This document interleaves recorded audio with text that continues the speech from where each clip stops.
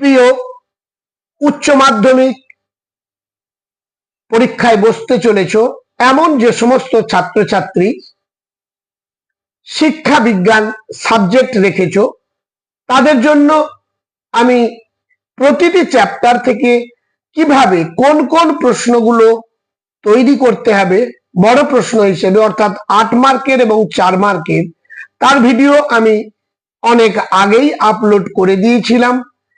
তবে যে সমস্ত চ্যাপ্টার থেকে 8 মার্ক কিংবা 4 মার্কের প্রশ্ন আসবে, তার প্রত্যেকটি চ্যাপ্টার যে তোমায় পড়তে হবে এমন কোনো কথা নেই। আমি পড়ার যে কৌশল তা শিখিয়ে দিয়েছিলাম, অনেকেই দেখেছো, আবার কেউ কেউ কমেন্ট করেছিলে এসএকিউ কোন কোন প্রশ্নগুলো তৈরি করব তার একটা লিস্টও আমি বানিয়ে ফেলেছি তোমাদের সুবিধের জন্য। আসলে আমি এমন সাজেশন তৈরি করি যাতে মনে হয় যে আমি নিজেই এই বছরই পরীক্ষায় বসবো, তাহলে কোন কোন প্রশ্ন আমায় পড়তে হবে সেই অনুযায়ী তৈরি করি।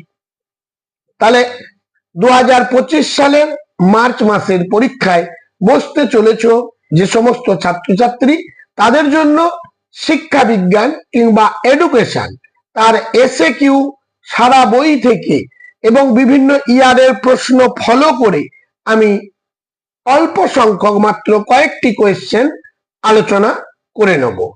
এগুলো ফলো করলেই তোমাদের একটাও কোনো প্রশ্ন পরীক্ষায় বাদ যাবে না, অর্থাৎ 16টা প্রশ্ন তোমরা কমন পাবেই পাবে।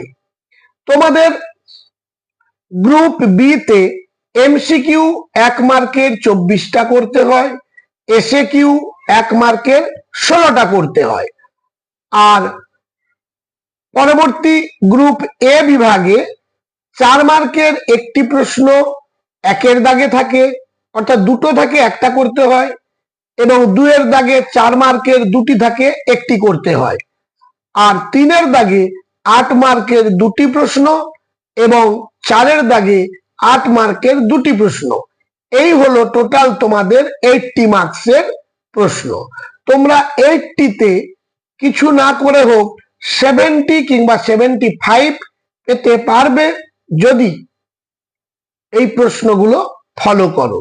এবং কিভাবে পড়বে তার কৌশলটিও আমি একেবারে ভিডিওর শেষে, তোমরা প্রথম থেকে স্কিপ না করে দেখতে থাকো, মাঝে মাঝে টিপস দিয়ে দেবো কিভাবে তোমরা তৈরি করবে। আর সময় নষ্ট না করে আলোচনা করছি আমার এই ছোট্ট ইউটিউব চ্যানেলে একের দাগে। ভারতে অন্ধদের জন্য প্রথম বিদ্যালয় কোথায় প্রতিষ্ঠিত হয়? 2 নম্বর, এই অ্যাব্রিভিয়েশন গুলো পুরো কথা কি তোমাকে প্র্যাকটিস করে নিতে হবে। কিছু হোক না হোক 2-3টে কোশ্চেন এসেই থাকে, সেটা এমসিকিউতেও থাকতে পারে, এসএকিউতে থাকতে পারে। যেমন হচ্ছে DIET, NCRHE, NCERT, ITI, IIT অর্থাৎ আইটিআই ইন্ডাস্ট্রিয়াল টেকনিক্যাল ইনস্টিটিউট, আর আইআইটি হলো ইন্ডিয়ান ইনস্টিটিউট অফ টেকনোলজি। তারপর SUPW, CAI, IGNOU, NLM national literacy mission, POA programme of action, CABE central advisory board of education, UGC university grant commission, UNESCO, ICDS, ECCE early childhood care and education, AICTE, ALU, DTP, CRC, VEC village education committee. এবার 3 দাগের প্রশ্ন, রাশি বিজ্ঞানে শ্রেণী ব্যবধান বলতে কি বোঝো? 4 দাগ, আগ্রহের একটি বৈশিষ্ট্য লেখো। 5 দাগ, এগুলোর মধ্যে যেগুলো বেশি ইম্পর্টেন্ট সেগুলো আমি ডবল স্টার করে দিয়েছি, অন্তত পরীক্ষার জন্য তোমরা টেস্টের জন্য এই প্রশ্নগুলোই তোমরা তৈরি করতে পারবো। অবশ্যই তোমরা কমন পাবে, কারণ আমি কয়েকটি স্কুলের এখানকার পরীক্ষাতে আমি বাংলা ইংরেজি প্রতিটি সাবজেক্টের সাজেশন দিয়েছিলাম, 100% কমন এসেছে, তাই ভরসা আরো বেড়ে গিয়েছে। 5 দাগ, শিক্ষার 4টি স্তম্ভের মূল প্রবক্তার নাম কি? ব্রেইল পদ্ধতিতে কতকগুলি বিন্দু দিয়ে লেখা হয়, কম্পিউটারের স্মৃতি কত প্রকার ও কি কি, একটি আউটপুট ও একটি ইনপুট যন্ত্রের নাম করো কম্পিউটারের, স্কুল জোট কি বা স্কুল গুচ্ছ কি, একই প্রশ্ন।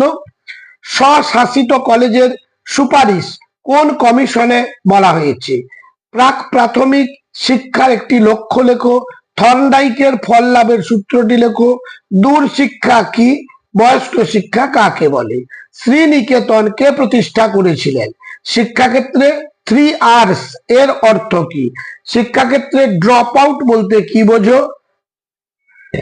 স্বামী বিবেকানন্দের মতে শিক্ষা কি, গেস্টাল্ট কথার অর্থ কি, রম ও র্যামের পার্থক্য লেখো, ই লার্নিং কি, বিদ্যুতের প্রয়োজন হয় না, এমন দুটি শিক্ষা প্রযুক্তির উদাহরণ দাও, মনে করা ও চেনার মধ্যে পার্থক্য কি, পরিণমন ও শিখনের একটি পার্থক্য এবং একটি করে বৈশিষ্ট্য লেখো, ইলেকট্রিক থিওরির প্রবক্তাকে, টেট্রাড সমীকরণটি লেখো, মনোবিদ ডি ও হেব এর মতে দু প্রকার বুদ্ধি কি কি।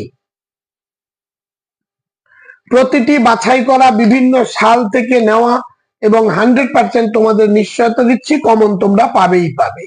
অপানুবর্তন কি, মিডিয়ান কি, স্কিনার বক্স কি, পাজল বক্স কি, কমন স্কুল কাকে বলে, দুজন গেস্টাল্ট মনোবিদের নাম ও গেস্টাল্ট মতবাদ কি, ভূইষ্ঠক নির্ণয়ের সূত্রটি লেখো, সামেশান চিহ্নটির অর্থ কি, সংবিধানের 45 নম্বর ধারায় কি বলা হয়েছে, শিক্ষায় সমসুযোগের অর্থ কি, বিদ্যালয় শিক্ষা কমিশন কবে গঠিত হয় ও এর সভাপতি কে ছিলেন, এটা গ্রামীণ বিশ্ববিদ্যালয় হবে, গ্রামীণ বিশ্ববিদ্যালয় পরিকল্পনায় কটি স্তরের কথা বলা হয়েছে, সপ্ত প্রবাহ কি, মাধ্যমিক শিক্ষার একটি লক্ষ্য উল্লেখ করো, মাধ্যমিক শিক্ষা কমিশন কবে কার সভাপতিত্বে গঠিত হয়, কোঠারি কমিশনের ত্রিভাষা সূত্র কি, কারিগরি শিক্ষার দুটি প্রতিষ্ঠানের নাম করো, বৃত্তিমূলক শিক্ষা কি, প্রাক প্রাথমিক শিক্ষার একটি প্রতিষ্ঠান ও একটি লক্ষ্য উল্লেখ করো,